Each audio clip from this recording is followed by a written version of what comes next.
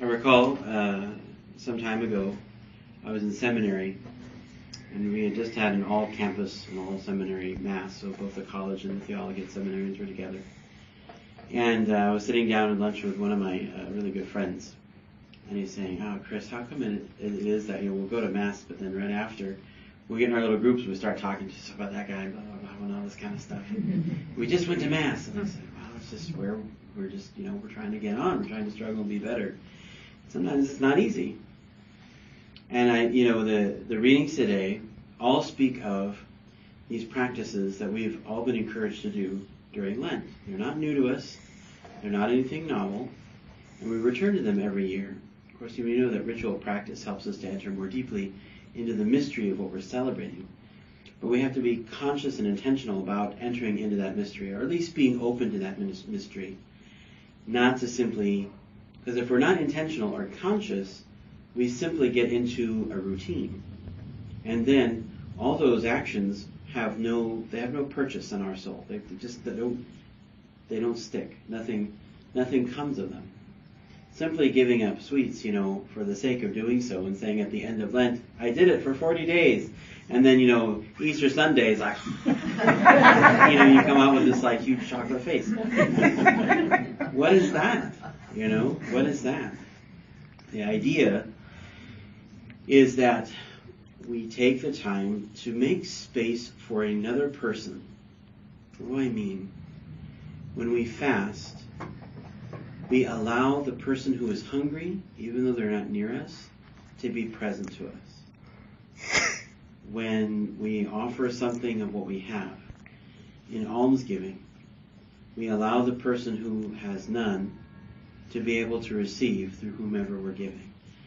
We're making space for a person. And ultimately, we're making space for God.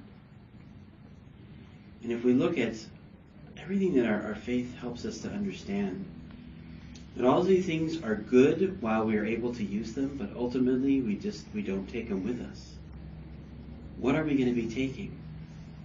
We're going to be taking the love and the relationships that we've established through Christ's grace. Think about do you imagine what will be in heaven? I do. The only thing that really is going to be in heaven is people and angels and God. Not cars or or other things of that nature. Those things are meant for our use here. And a lot of times we are upset by the disparities that are present. And we can just continue shaking our heads, or we can say, "I'm going to commit to doing something to make it just, to establish what is right, to establish a right relationship with what God has given me and with what I can do for my brothers and sisters." And that's what Isaiah was trying to convey as God was impelling him. Don't just bow down in sackcloth and ashes. Treat your brothers and your sisters properly. Treat them with compassion and respect. Be able to open your hand and your heart to those in need. That's what Lent is meant to do for us. And now, in the context of the Year of Mercy, it's even broader. It's even broader. That it just meant to continue to open us up completely to God's mercy. Not only to receive that mercy, but to become conduits. To allow that mercy to flow through us. To allow our whole being to be directed by God. To continue to bring out that mercy. Just imagine that God is just this underground well of the purest and freshest water you can ever experience or taste. And it's bubbling forth. It's not just stagnant and just sitting there. It's bubbling forth, and there's this energy that comes from coming forth. And we get, by accepting and acknowledging God's presence, we can become like these channels that allow this water to flow out to dry and parched areas, to allow something amazing to grow. It's not our work. It's the work of this amazing presence and grace of God. But God loves us and respects us and cherishes us so much that he wants us to take part in it. What a gift. That's the real gift of Lent. So therefore it is a joyful time, but it's a mindful time.